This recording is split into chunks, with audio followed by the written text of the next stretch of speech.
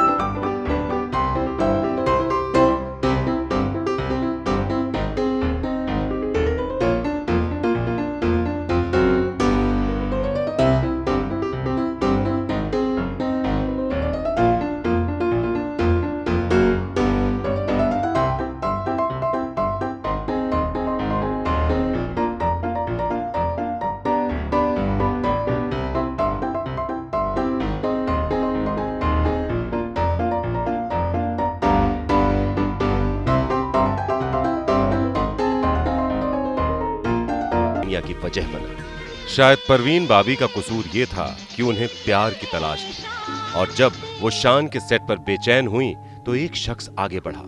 उसने सहारा दिया। उसने परवीन बाबी के दिमाग में चल रहे तूफान को एक सुकून, एक ठहराव देना चाहा और वो शख्स थे महेश भट्ट।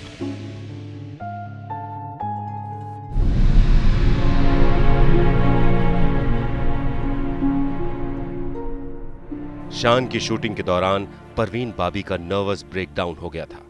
उनकी मानसिक हालत इतनी बिगड़ गई थी, उन्हें न सिर्फ सहारे की जरूरत थी बल्कि जरूरत थी उनको उस दुनिया से भी दूर जाने की जिसकी चमक दमक में वो अपने वजूद के मायने खोती जा रही थी। ऐसे में महेश भट्ट उनको जमाने की तलखियों से दूर लेकर चले गए बेंगलोर, अपने स्पिरिचुअल गुरु यूजी कृष्णमूर्ति के पास, ताकि परवीन बाबी को आध्यात्म में शांति मिल सके।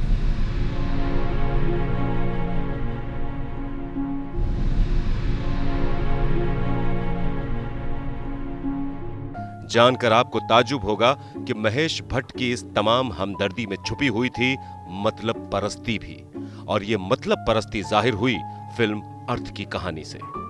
पर्दे पर यह झगड़ा कुलभूषण खरबंदा, शबाना आजमी और स्मिता पाटिल का ही नहीं है, बल्कि ये एक सीन है परवीन बाबी और महेश भट्ट के अफेयर और उससे जुड़ी तनातनी का। महेश भट्ट शादीशुदा थे। उनकी बीवी को ऐतराज था उनके और परवीन बाबी के अफेयर से, और फिर वही हुआ जिसका डर था। एक बार बहुत बुरी तरह से महेश भट्ट की बीवी परवीन बाबी और महेश भट्ट पर बरस पड़ी। पत्नी को अपने पति की सेवा में कभी मां का रूप धारण करना चाहिए, कभी बहन का रूप धारण करना चाहिए, और बिस्तर में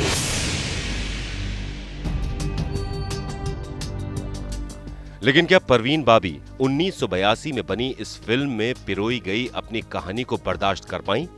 जी नहीं। इसके बाद उनके साथ कुछ ऐसा हुआ जो बेहद दर्दनाक था, क्योंकि उनकी जिंदगी से जुड़ा स्कैंडल जमाने के सामने एक फिल्म की शक्ल में आ गया था।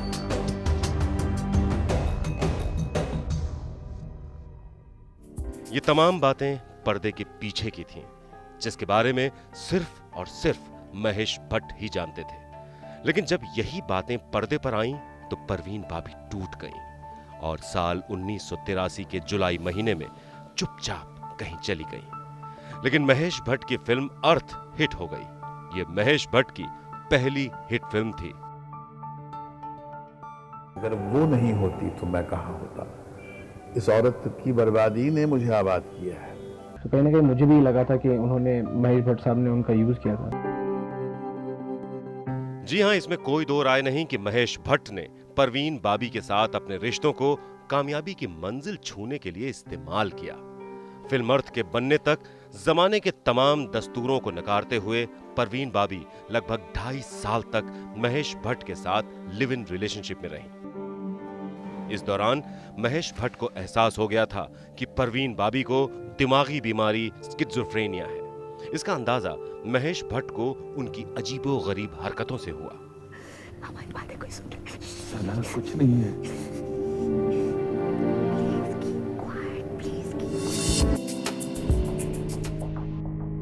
महेश भट्ट ने परवीन बाबी को संभालने के लिए उनके पुराने दोस्तों कबीर बेदी और डैनी को बुलाना शुरू कर दिया।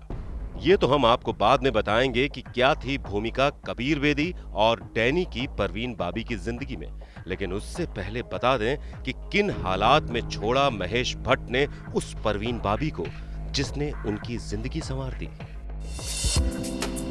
और फिर मुझे समझ में आया कि मेरे मित्र ने कहा कि तुम ही इसकी बीमारी की एक वजह है।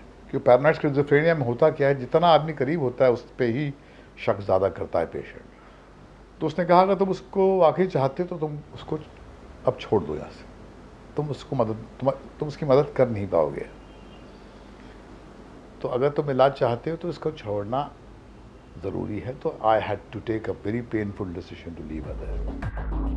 परवीन बाबी की ऐसी हालत देखकर महेश भट्ट ने फैसला कर लिया कि अब वो इस रिश्ते को नहीं निभा सकते।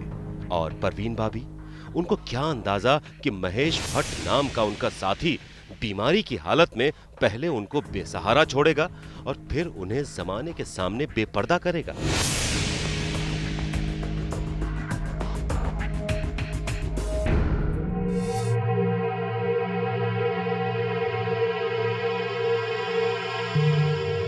ये तो जमाने को पता चल गया था कि परवीन बाबी को ऐसी दिमागी बीमारी है जिसमें वो हकीकत और ख्यालों की दुनिया में फर्क करना नहीं जानती।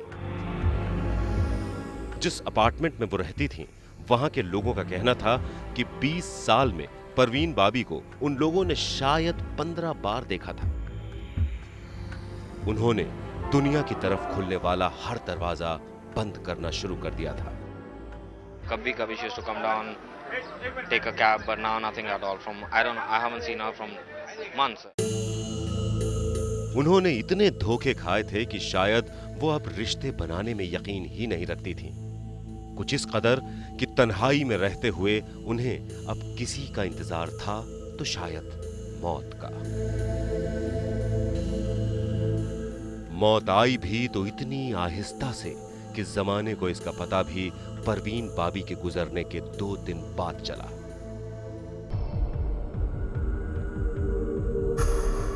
अब जरा मौत की वो दर्दनाक वजह भी सुन लें जो जमाने के सामने नहीं आ सकी।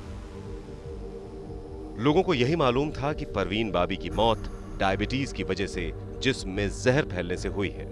ये एक वजह तो थी ही, लेकिन इससे ज्यादा दर्दनाक वजह ये थी कि परवीन बाबी की जान भूख से गई। पोस्टमार्टम की रिपोर्ट में था कि 3 दिनों से उन्होंने कुछ नहीं खाया था।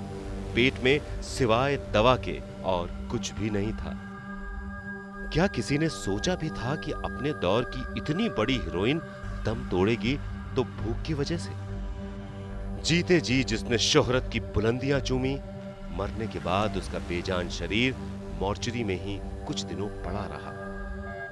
आखिरी वक्त में यकीनन उसे क्लेम करने महेश भट्ट पहुंचे, लेकिन अपने वक्त की मशहूर हीरोइन के जनाजे में फिल्मी दुनिया से शामिल होने वाले सिर्फ 4 या 5 लोग थे, जिनमें से 3 महेश भट्ट, डैनी और कबीर बेदी थे।